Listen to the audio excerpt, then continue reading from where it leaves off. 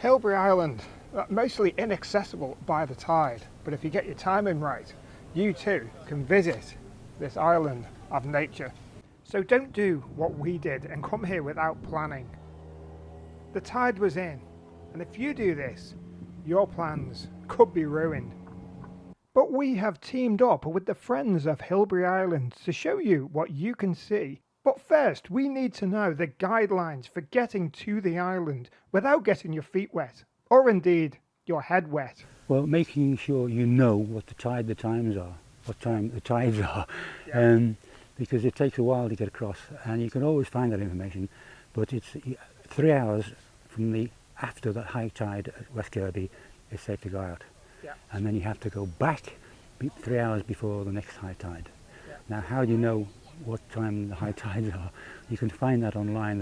If you Google it, you'll find various sources of the tides. But the safest, when you get to the edge of the land and you're about to get into the shore, there's a whacking great notice board with the instructions given in very plain English. So that's your last check before you start off. The only safe recommended route is from West Kirby.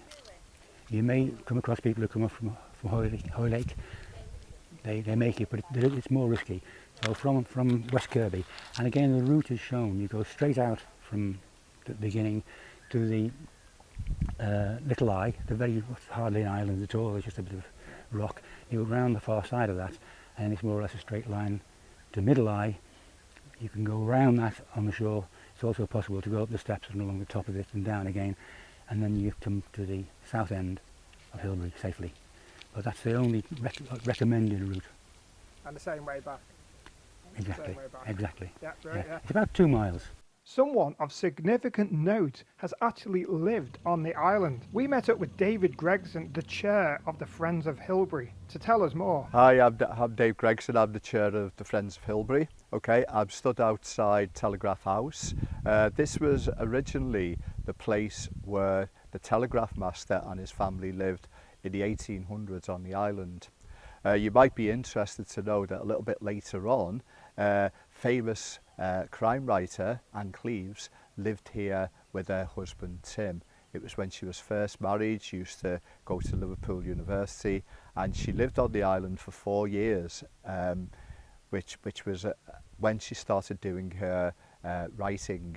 Okay, we're pleased to say, as the Friends of Hilbre, that Anne has now become our patron. Okay, so we're really pleased about that. The telegraph station was part of a communication system using a system of flags to send messages from Holyhead on the far west coast of Wales to Liverpool, situated beyond the Wirral shores on the other side of the River Mersey. This ingenious method we have covered on another video. Some of the visitors to the island do actually arrive by sea though, but to see them today we needed some serious lens power.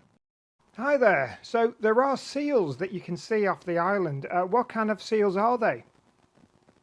These are grey Atlantic seals. We have quite a large colony. At the moment we've got over 100 out there. We have had many more. We've had several hundreds out there on the sandbank. This is where they come to molt and rest before they go to breed and give birth in other areas, usually rocky coastal sheltered areas around the country.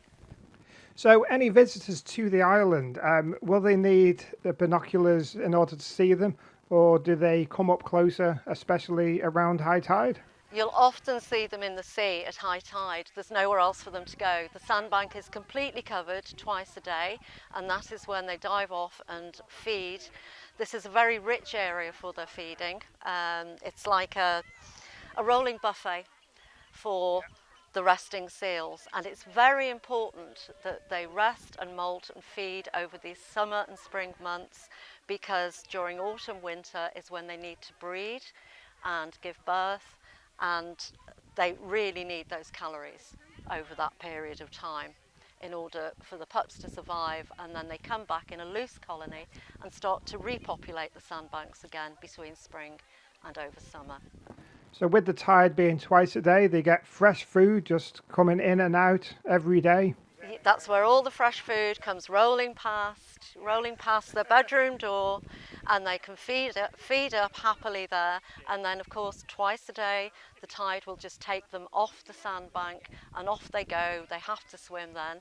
They can rest in the water, they can bottle, which is heads up, and you'll see them bottling around the island quite a lot, because as you can imagine, when they're not on the sandbank, there's a lot of seals in the water.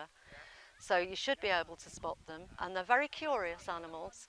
So if you are watching them, as people often do with binoculars from particularly the bottom at the lifeboat station on Hilbre Island, you'll often see like a semicircle of seals watching a semicircle of people. It's delightful. So you have a museum on the island. What kind of things do you have in there, and particularly with these dinosaur artifacts? Well, the only bit of dinosaur we've got is two footprints, a forepaw and a rear paw, which fell out in 1987. Was a rockfall at the south end of the island there. You can see rocks that have fallen out, but this particular rock was special. And it caused quite a hoo-ha in the archaeological world, apparently. But there's a remake of it, a reconstruction of the imagined dinosaur in Liverpool Museum. You can see an example of how they think it would have looked. And it's there, you can see it in that building there. That's the Boymaster's workshop, where he used to repair the buoys. Is that clear? Oh no, the safety buoys. But don't forget, we're talking about, not like we see them today, with lights on the top and metal.